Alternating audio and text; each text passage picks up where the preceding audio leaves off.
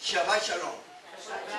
I have been waiting for this Shabbat to talk about Shelach, and I am so glad that my dear Hassan Cantor Andres was able to read the Torah for us this morning. That is his reading also for his Bar Mitzvah, and always is a privilege to be able to read a Bar Mitzvah. Pretty soon we are going to have Josiah. I don't see Josiah here yet, he's there, because he's going to be the next one that he's going to do also is reading of his Bar Mitzvah Parashah.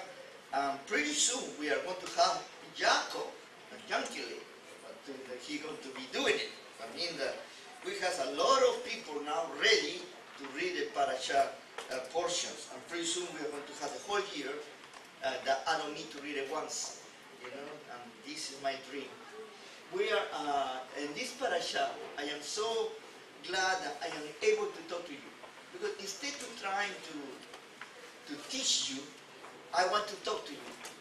I like to have sometimes dialogues, and even that sometimes look like a monologue. I want that you also with your eyes will respond to me. Even the some of you cannot keep your mouth shut, but it's okay. If you read carefully, what I basically say here, Vayadaber Adonai el Moshe lemor. And the Lord came to Moses and said to him, Shelach lecha, send yourself. Okay, this is interesting. Send yourself. You know, anashim, men. Okay? Beyat turu, to do a reconnect or to scout around the land. And you know, reconnect es Canaan, around the land of Canaan. And he said, Asher ani noten lifnei Israel, ish echad, lemate avotav, tishlahu kol nasi bachem. If you follow the Hebrew language here, what is the beautiful thing is, what it's saying is that you are going to get some men, and instead to use the word only ish, begin with the word anashim. And according to the sages, when the word anashim is utilized, is to give a certain great degree of importance. And at the end, when they say men and men from each tribe, and he's going to add the word nasi. That means they are going to be chieftains, also is translated as prince of every tribe. Now, he is going to start giving us the names of these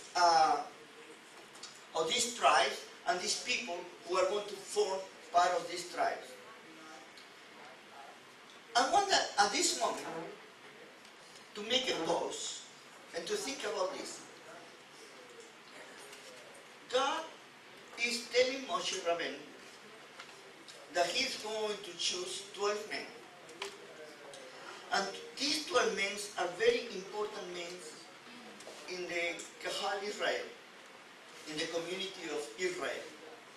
These are not wishy-washy men. Most of them are Mexican Jews, macho. Okay? They are really machos.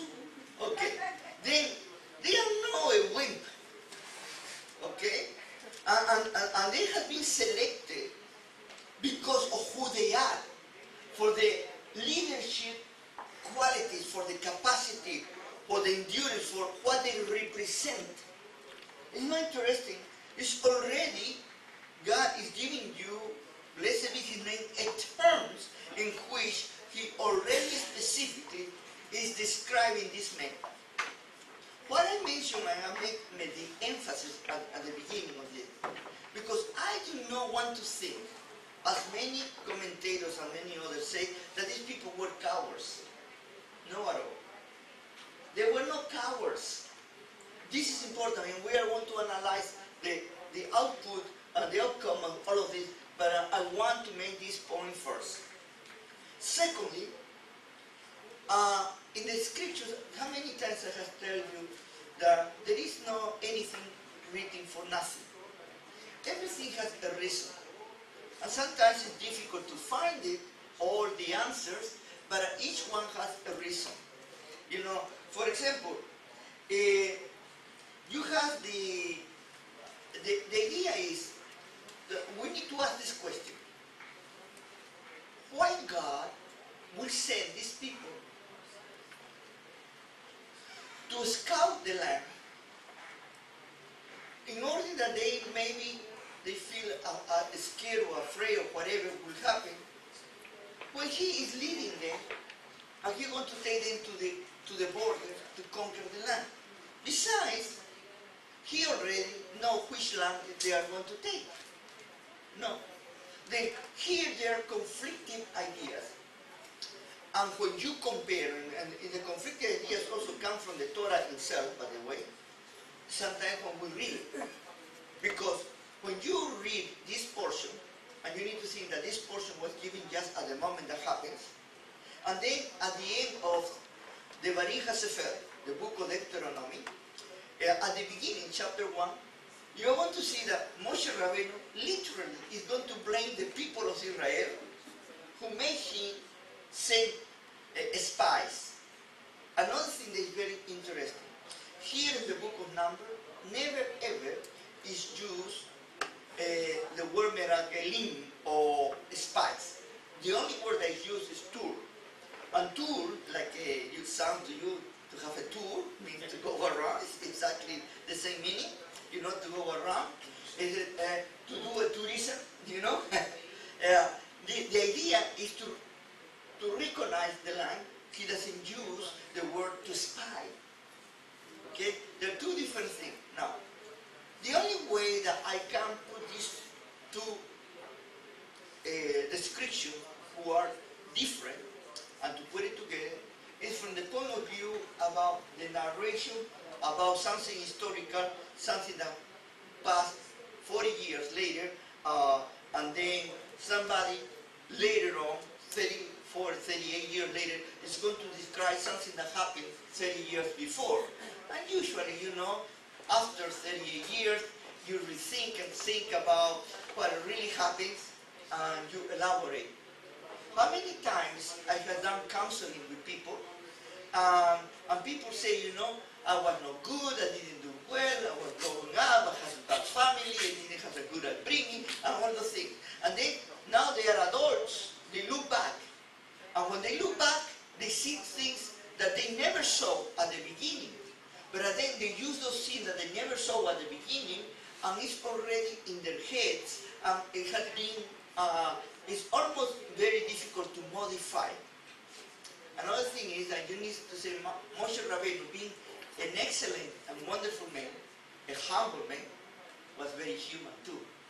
And you know, as a very human that we are always our tendency, even Moshe Rabbeinu, and I say always, if Moshe Rabbeinu did it, why I cannot do it, you know? Even if Moshe Rabbeinu tried to justify himself and blame somebody else for his own mistakes, you know, what am I done greater than him that I won't do the same thing, you know? That is to give us in the Torah about the reality of our humanity. And sometimes a good principle that we need to learn from this is, let's not be too hard on ourselves. Let's be easy on ourselves. But the next point that I want to make it clear for you about this message before we get into the real thing is that all these men that were prepared to go to do the scouting, they were called Nasi, I mean prince or chieftains, and they had a special task. Each one of them represented their tribes, and their tribes were proud of them. They were like their heroes. They were their you know, when you have an athlete, you know, a representative of your tribe. Right now we are going through the soccer games. You know, in our land we call it football, but here in North America you cannot say football because in North America you play football with your hands. In my place where I live, we play football with our feet. You know,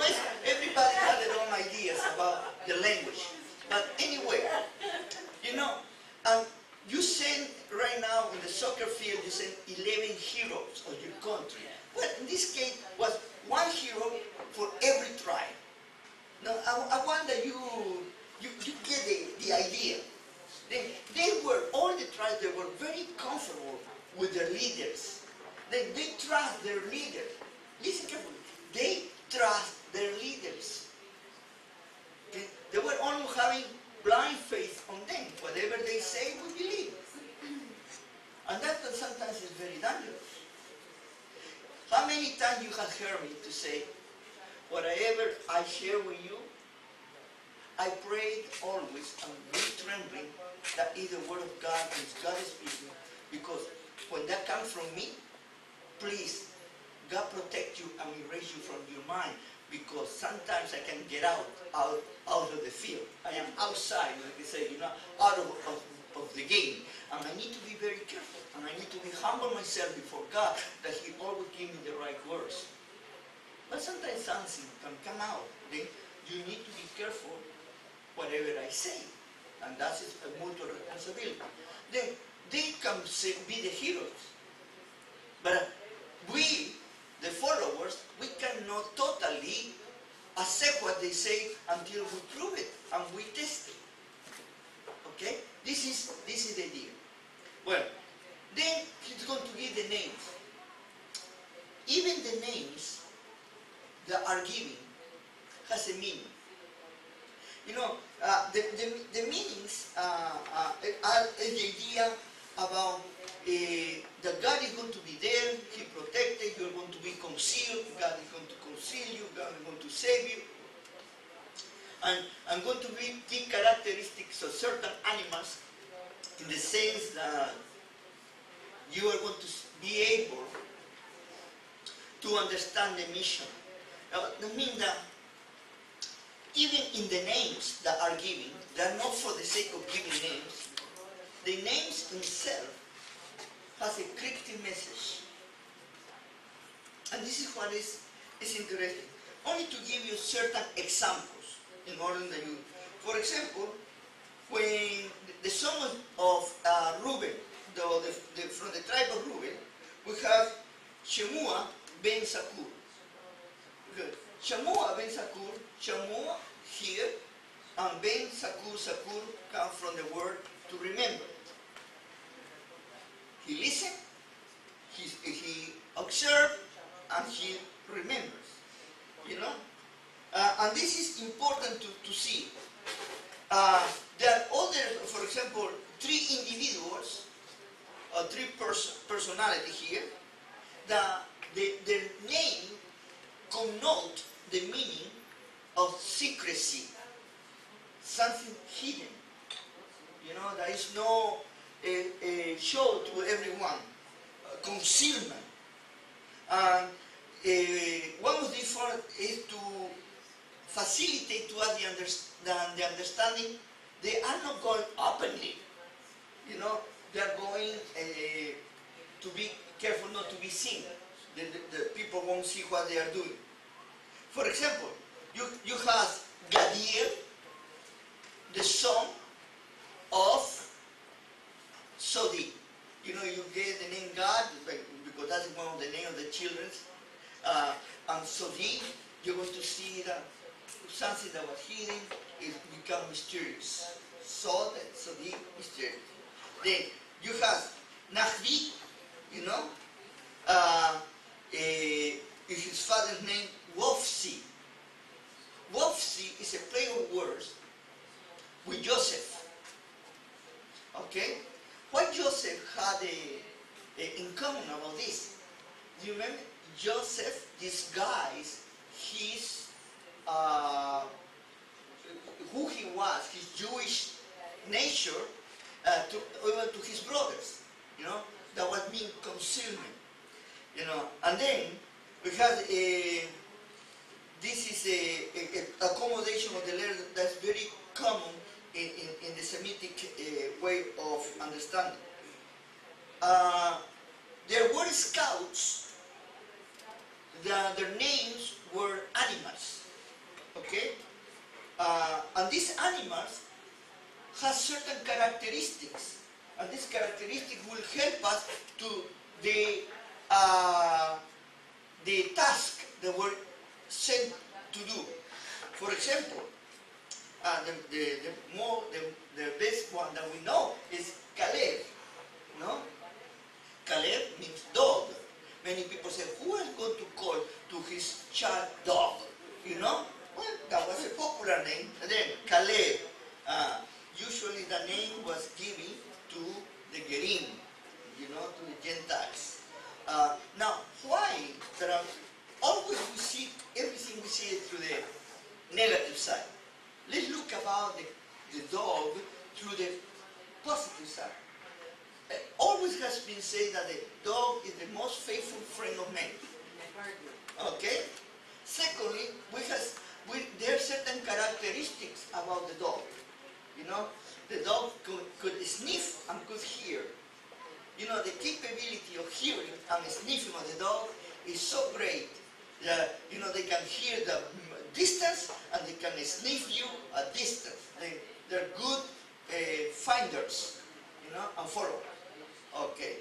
Now, the son of Jephunneh, you know, this is to the description that, you know, that basically means Jephunneh is something that follows and goes through it to follow to certain areas. Then the loyalty of the dog is very important in all of this. Then you have the characteristic of Gadi, the son of Susi. You know? Again, Gadi, the son of Susi. And you have Sus, is a horse. You know, what is the characteristics of the horse? Let's see it in the right way. You know, the horse is the one that transports you, takes you, and is always very, has a lot of valor in the battles. You know, that's the horse. Then, you have Amiel, son of Gemali. You know, and the people of my God, my people have my God, you have Gemali. What is it? Gamel, a camel. And what is the camel characteristic? A camel is an animal who endures. You know, it's all-terrain. It's an SUV animal, no?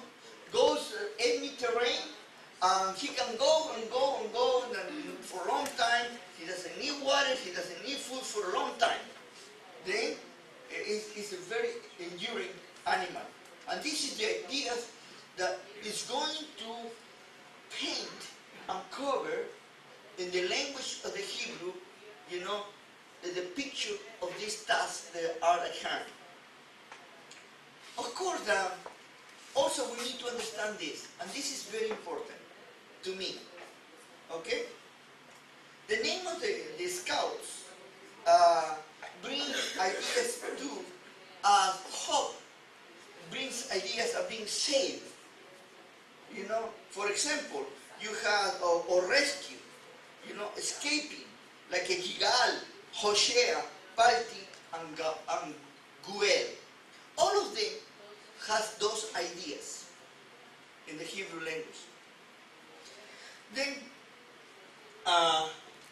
we need to see another thing that's interesting. At least 2 names of these 12 names are foreigners.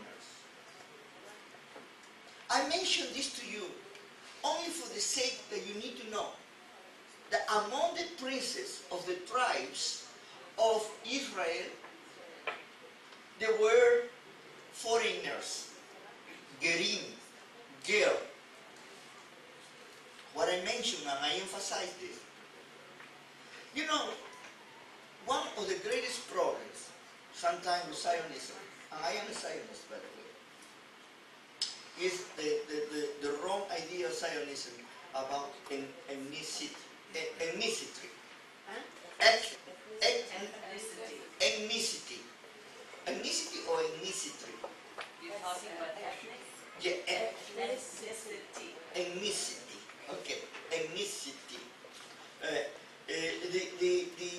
The position of the people that only the pure blood, okay, are the ones that are part of Israel. Only pure blood. And even today, that is very part of the system. You know, pure blood. And the worst part is that even they have changed, as you know, they had changed the idea that what a Jew is from the father or from the mother, they have put it from the mother. Well, this is already talk about that. But these two names are Hori, from the tribe of Shimeon, and Caleb, from the tribe of Kenas. Hori, Judah. What I say? I said canal. I said the tribe of Judah. Okay, sorry. Then, Hori, you can find it among the tribes in the Palestine. It's a Canaanite tribe, you know, the Horites, in Genesis 36:21. And also you're going to see the same thing with the Kenizzites from the south, what we call it Transjordan, you know, Jephunneh, the Kenizzite, the son is Caleb. Okay, both of them were literally, one was a Canaanite and the other was a Kenizzite. That to make it this point, that Israel from the beginning, I'm not saying that from day one, but I want to repeat you, beginning with Abraham, our father, we had a combination of foreigners and descendants of Abraham, directly descendants of Abraham. And some descendants of Abraham were not part of the group. There could be totally foreigners, part of Israel, and some descendants of Abraham were not part. I mean, not because you have Abraham blood means that you're part. Okay, this is interesting. You don't need to go, even when you have Joseph, you have Jacob that Isaac, you know, father and mother, supposedly, at least the father Isaac, one is considered part of Israel, his name is Israel himself, and the other Isaac is not part of Israel. And we have, for example, Isaac and Ishmael, both sons of Abraham, they're not part of Israel. We have the sons of Keturah at the end, you know, who we had at the end, we are going to have the Midianites, you know, again, Moshe Rabbeinu is going to marry one of them, Zipporah, and you're going to see that there was from another tribe, but then we become part, or little by little we become part. And there was no pure blood, but we wanted to tell you. And was not based on blood, was based on calling from God. And the basic structure was Abraham, Isaac, and Jacob, and all those who will come and will be part of their place. Okay? Now, the next thing that I need to tell you, you need to look about specifically about Caleb. If you look in Numbers 32:12 and in Joshua 14:4 and 16, and then you can see in other parts in Chronicles, 2nd Chronicles and 4th Chronicles about the family of Caleb. I tell you all of this because right now, among the sages, among the rabbis, there are two sides. One of them that defend that, for example, Caleb was totally a Jew, and his father was only the father was only a what they call adopted father. Okay, he was adopted. He was not the real father. He was adopted. Anyway, whatever is the situation, okay, was to take away the idea that any of these people were not Jews by blood. What is telling me right now, immediately when I read this, if I look at the Torah for what the Torah says, a very simple principle, and the principle is this: anybody who is in the camp of God is part of Israel. Okay? In the camp. Okay? And this is beautiful news for all of us. for us Jews and for the Gentiles too. God is holding us all together as one. Okay. Now, I'm going to pass the portion and let me go now to the real message that I want to bring it to you. And this is, I want to start in this way. As I mentioned to you, these men were chosen because they were very special. They were strong men, great leaders, each one of the nation. And they were sent to do a special task. And the task, they has a very clear request, what they were asked to do. Moses then gave, first of all, it's very interesting, Moses changed the name of Hoshea bin Nun for Yehoshua bin Nun. Okay, Yehoshua, the only thing that he added is the Jude. And the Jude is really what it means, that is the real name of Yeshua, by the way. Okay, Yehoshua. The contraction or the nickname of Yehoshua is Yeshua. That with the time became more known as Yeshua. It's like the name David, today is very well known in Israel as Dudu. You know, you have nicknames, you know, Gedalia, for example, name Gedalia, beautiful name. Today how they use Gidi, you know. Then you have a lot of nicknames like that. And I like sometimes better the nicknames than the real names. And then Yehoshua, the nickname was Yeshua, it became very popular. And that was a very, and what it means Yeshua? Adonai saves. Okay? Now, and this is why. Just before I start this task, maybe Moshe had a premonition, or maybe Moshe had a revelation from God. Remember that he was a prophet. And maybe God already was telling or warning Moses that the people, they needed to understand that the one that was going to be with them in the conquering of Eretz Israel was going to be God himself. Now, this man left, and look at what he said. Moses said to reconnoiter. What do you say? Reconnoiter.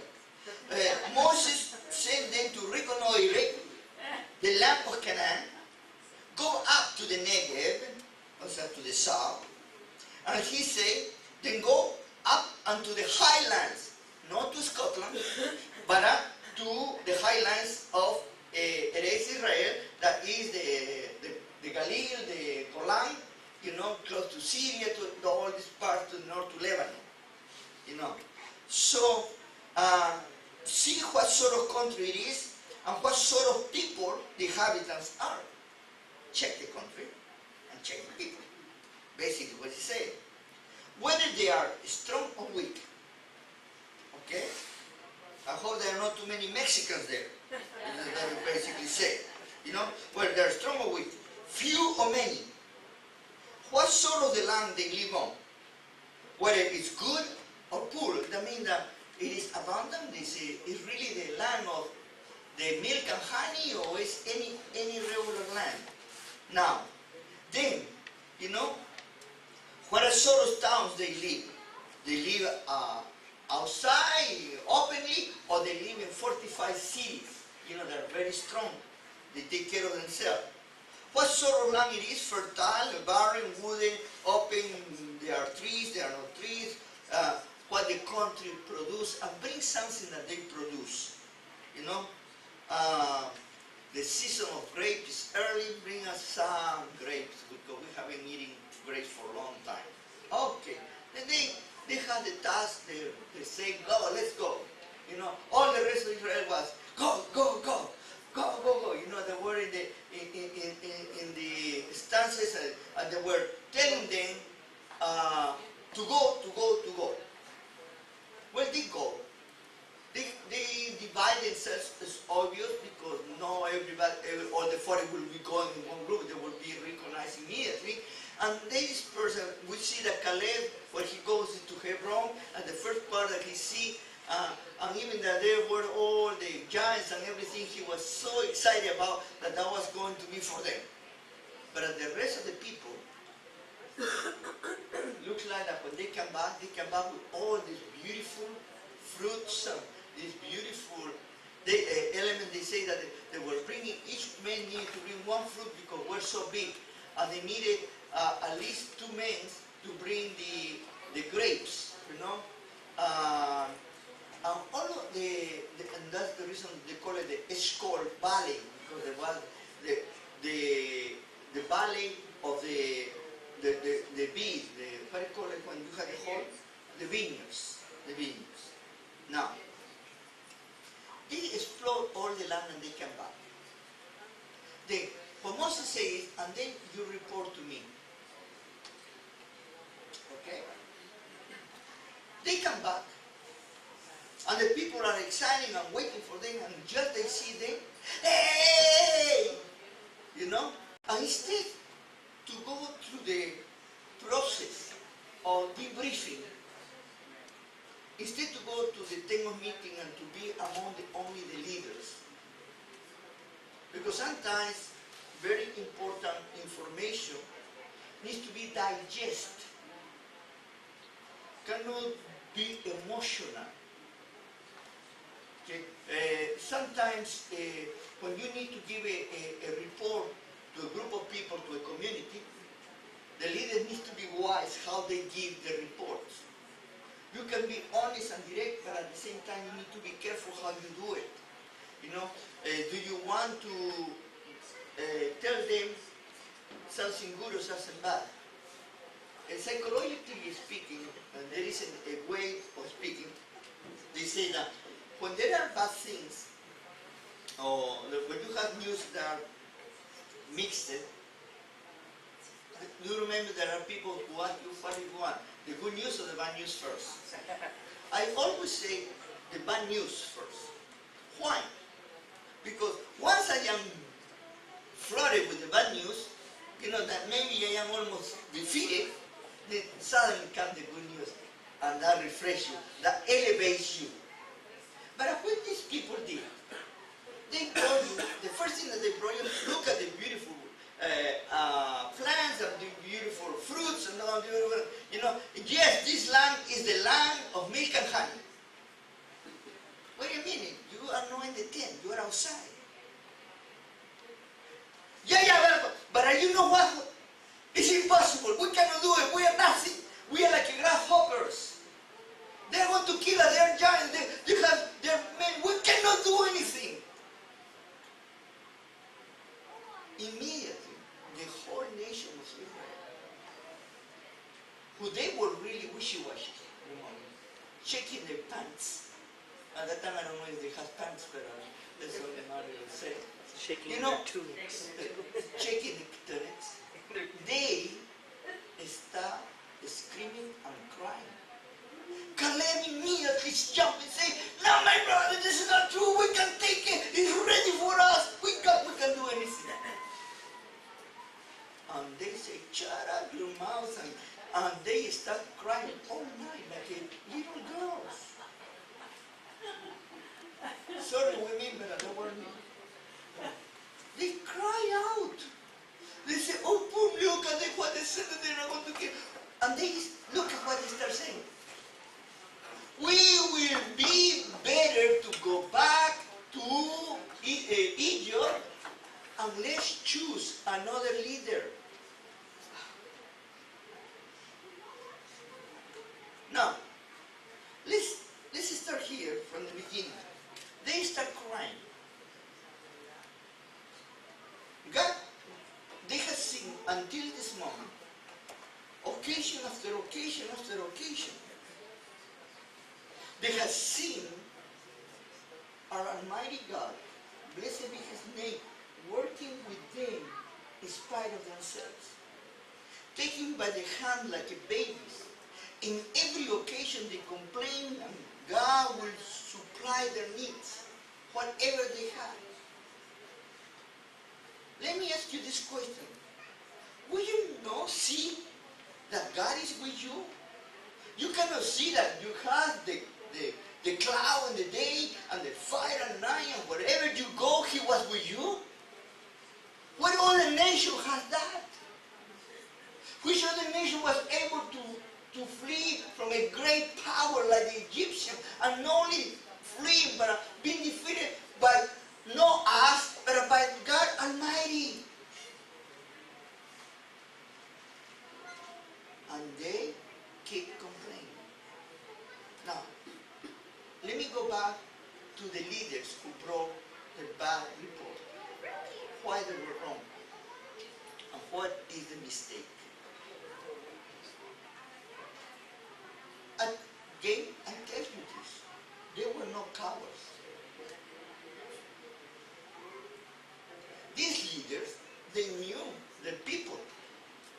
They knew their troops. They knew that their troops, as soon as they see a giant, they will, instead to follow them, they will run.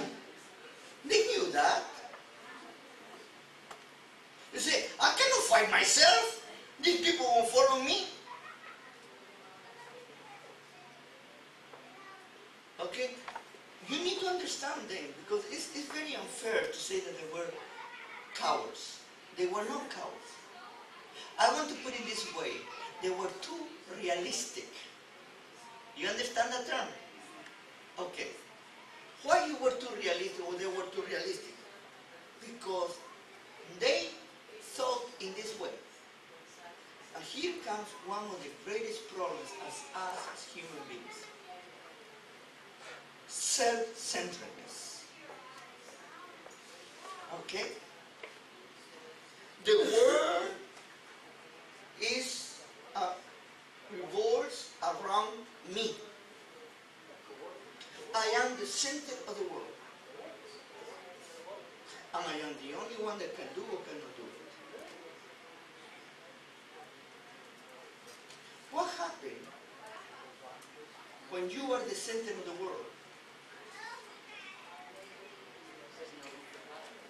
Exactly, there is no room for God. And God is totally displaced. And you're going to see it in this way. And even today, we use the same system. You know, we like to use amulets.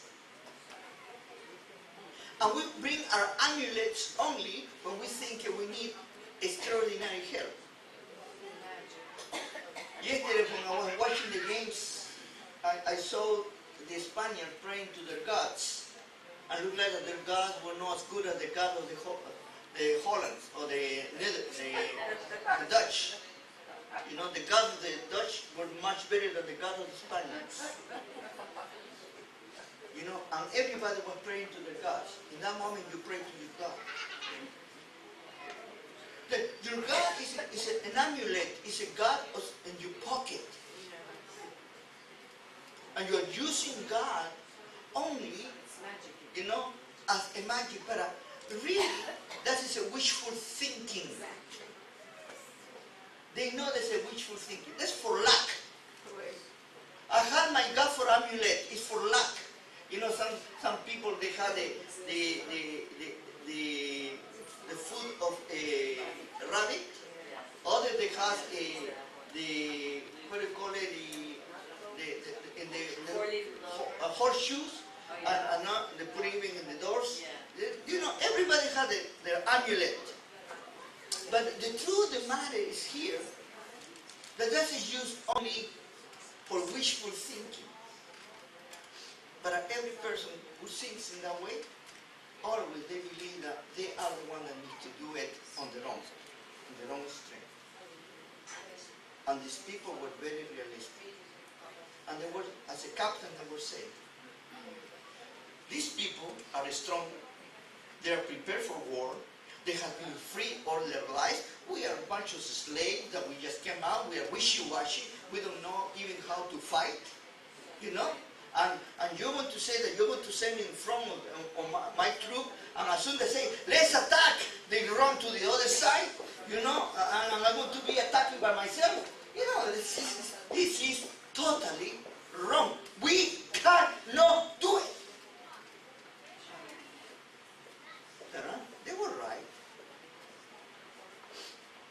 they were right. They were not wrong, they were right. We cannot do it. You know? But we just saw the last week in the half Torah that we say, not by power, not by might, but my spirit, said the Lord. Everything that God asks to us to do is that we need to take the first step. The rest is up to Him. And He knows exactly when and how. And how He protects us. Nothing happens immediately. He does a process. The failure of these leaders, these princes, was that they never took in consideration, ever took in consideration Almighty God, Adonai Sebaot, the God of the armies. You know, there are so many stories about the 6 Days War. This lady, that in Israel they do not really have any explanation whatsoever how this little bitty Israel was able to defeat 3 huge armies from 3 sides of Israel. And that also nobody can explain it, but the Arabs, they can tell you that they saw the Adonai Sebaot. That's the reason that they ran away. But what Israel did at this time, they went to war. And why this time they went to war? Many of them, they have a lot of faith. Many of them didn't even believe in God, but they went to faith. Why? Because they would just have been coming from so many places, they didn't have any other place to go. Because if they had another place to go, I can assure you that they take the blood, they leave.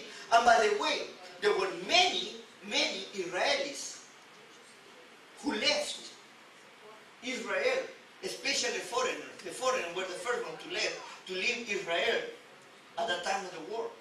They ran away. They didn't stay. And when the thing came out better, they come back. Well, here is a very good example about in who do we trust. I told you about that there is in the last week, and I want to repeat it to you, that there is a passage between emunah and bitachon, between faith and trust. Everybody can have faith, but a faith put on work, on action, that is bitachon, trust. There is in the Talmud, and I mentioned this also before, about Nashon, the one that took the first step according to the Talmud. And by the way, I confused Nashon with Hur last week. Hur is the one that considered that was Miriam's husband. Nashon, no. But you can forgive me for my common mistakes. The one that stepped in the water was one of the leaders, and he jumped in the water. And because he jumped in the water, the rest of Israel followed him. He showed them the first step. You know, and I say to you, God made the most impossible way for men to do, to open the Red Sea. But it was up to men to cross the Red Sea. You know, I always say, if God could open the Red Sea, why he didn't transport them in one of his clouds or one of his magic carpets? You know, he could do it. God can do anything. Why do you make the poor old people to try to go in the cart and push the little donkeys and oxen? You know, why? Why he didn't take a 747 and took it to the other side? Okay. Why? Because we have a responsibility. Everything that God gives to us, everything, remember this principle, everything that God gives to us takes an effort from us too. We need to do our homework. The rest is to God. Many people have said to me, but why God doesn't respond me? I say to people, you know, God is already talking to you even before you ask Him. And you will be surprised. You will be surprised how much He loves you, that He's taking care of you, even that you don't realize. Do you remember that beautiful picture about the steps in the sand? Yes. The footprints in the sand. About, you know, there were 4 steps and 4 prints, suddenly it was only 2. And the person that was complaining to God and saying, where were you when I was in need? And he said, I was carrying you. What is that self-centeredness? We think we are the one that we carry ourselves. We always think we are ourselves when we do it. You know? And it's God who is already doing everything for us. And remember this. He is taking care of you even before you start thinking about it. And there is always a reason, even that you don't see it in the moment. And usually we are very negative, and we are big complainers, and we are big criers, like the people of Israel cry out. What God,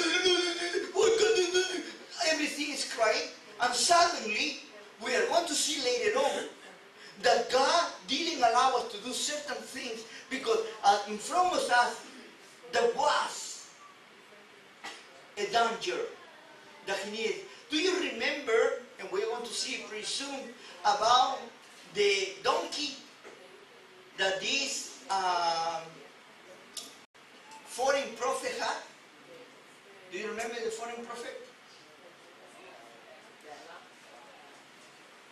Bilam. Okay. Now, I want to see if you remember. Bilam wanted to cross and hit the donkey to a way that almost killed the donkey. And finally the donkey got upset. He said, hey, why are you kicking me? And the poor guy almost had a heart attack. The donkey's talking to him. You know, I have been faithful to you all the time. Don't you think that there is there that you cannot go? If I go, you will be killed? The donkey was protecting. But we are pushing.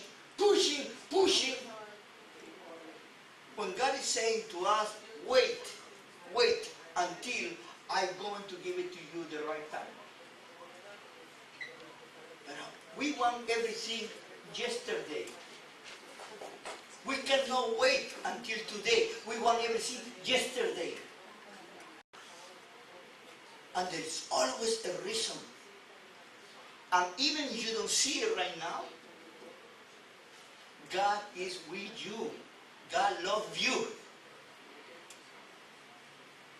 What was the problem of our scouters? They never took in consideration that God was with them. That was the greatest error. And because of that, that's what I call it stuck up. Self-centeredness. I do it myself. You know how you sing about the 2-year-old children? They were 2 years old. It's interesting, they were 2 years in the desert.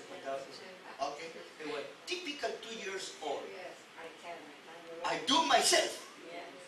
Somebody want to come in? No, I do it myself. The 2 years until they are 20. But that's it. You know, I do it myself. And you need to go through the process of learning. And because of that, caused them the possibility to go to the promised land. That was a big mistake and was a big penalty. Also, from here we can learn. God is a righteous God. And He's a loving God. And He's a God who cares about us. But He's a God who also made justice. Okay? And to make justice it is important to see that we are going to suffer the consequences of our own mistakes. And until we do not recognize our mistakes, we are not going to be able to start again. And this generation, later on, in the next week in Parashah, we are going to see Korach, the Parashah of Korach. We are going to see another rebellion about the idea about why you didn't choose me and you choose somebody else. And you're going to see what is the big problem that we have as human beings. That to us is more important to show off than to be what God has asked us to be. To us is more important to be accepted by men than to be accepted by God. To us is more important what other people say about us than what God thinks about us. And this is the reason that all of us we are covered with this mental idea that if we look like somebody else, we are going to be great. And what God is asking us is to be ourselves and to trust Him. You see, this is so beautiful because here at the end, what is teaching about this is that you must be responsible for your own actions. You cannot blame others for what you have done. And until you do not accept your actions, you will never be healed and coming back to Kahal Israel. My question to you is, does God make mistakes? No, never.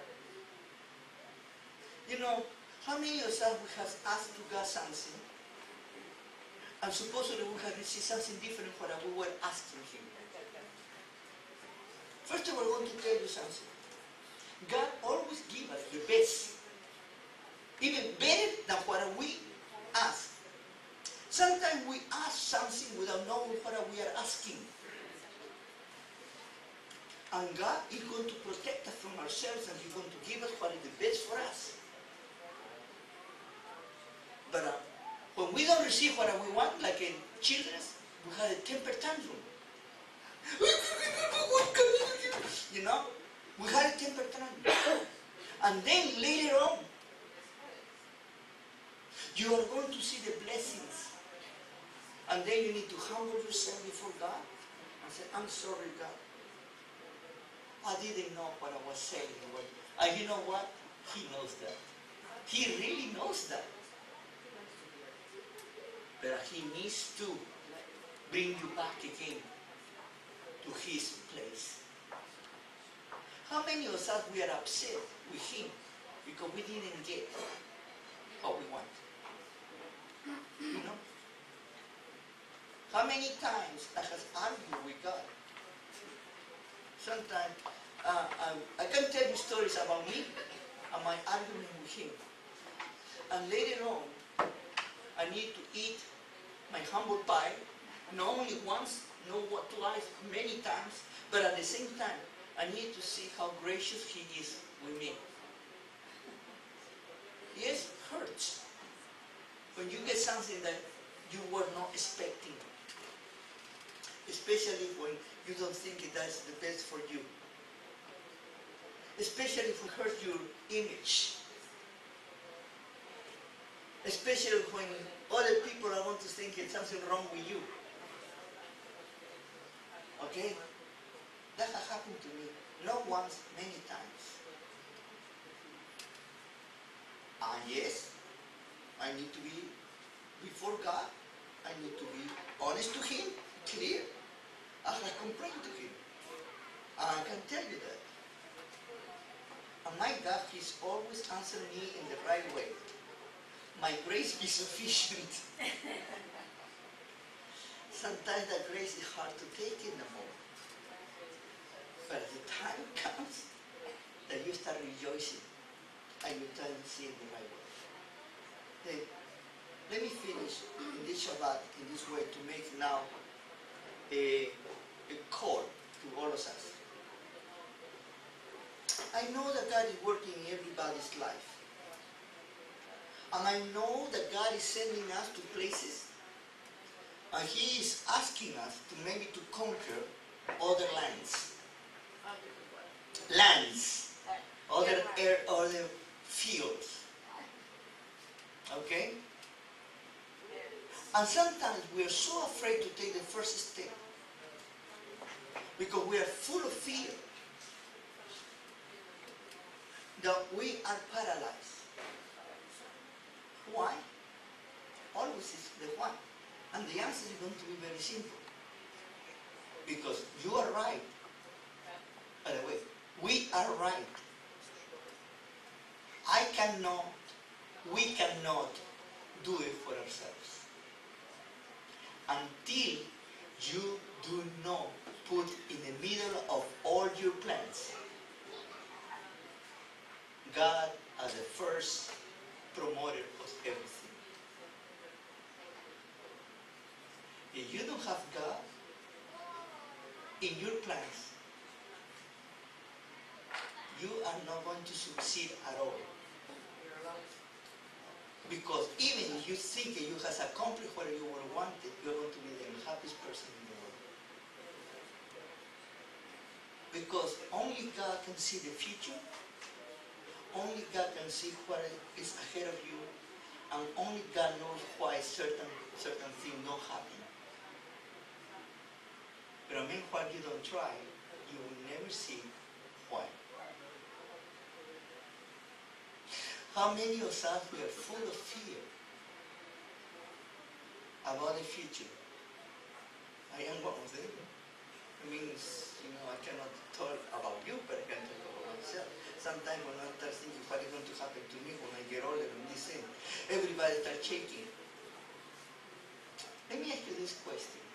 Honestly, in a very simple way. What is the worst thing that can happen to us than to die? Worse than that. It's the pain. Yes, you see, that the people, by the way, the people are not afraid to die. No, it's the The pain. people are afraid to live.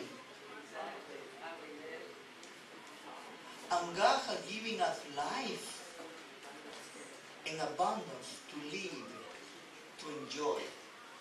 And when you are with a long face, it's terrible. Today, here in Quebec, they have passed the law of euthanasia. And this is the beginning of the end for this province. Not only we have now free abortion, now we have free euthanasia. Okay? No, it's already being passed. Yes, accepted. Yes. That's the problem. I hope that was in the process. And was done by the governments that we thought that we were not going to do it. Anyway, we need to complain. We need to talk. We need to write. We need to do things. But God is the giver of life. And only God can take your life. Nobody else. Let me finish telling you that have a wonderful Shabbat. Be encouraged by His presence. Be strong. Be strong. Be courageous. God will be with you all the time. Do not dismay. Even the most darkest times in your life. Have the hope that God is in control. And sometimes you need to go through a little hard times. When you go through suffering, take it in this way. If God has allowed you to go through that, always ask what I can learn from all of this and what I can do. May the Lord have a wonderful day and Shabbat Shalom.